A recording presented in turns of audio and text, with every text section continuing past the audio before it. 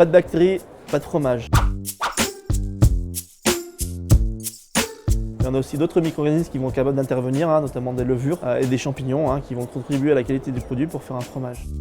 Alors les bactéries par exemple, elles vont contribuer à l'étape initiale de production du fromage, notamment en acidifiant. Elles vont intervenir à différents niveaux, ces bactéries-là aussi, dans un rôle de texturation, pour travailler un petit peu la structure de la pâte, pour produire des trous par exemple dans certains fromages. Pour colorer, aromatiser les fromages, notamment en surface, en donnant une couleur particulière avec des pigments jaune ou orangé. C'est aussi des levures qui vont être capables de désacidifier, de désamériser, qui vont avoir un rôle aussi assez fondamental en termes de technologie fromagère.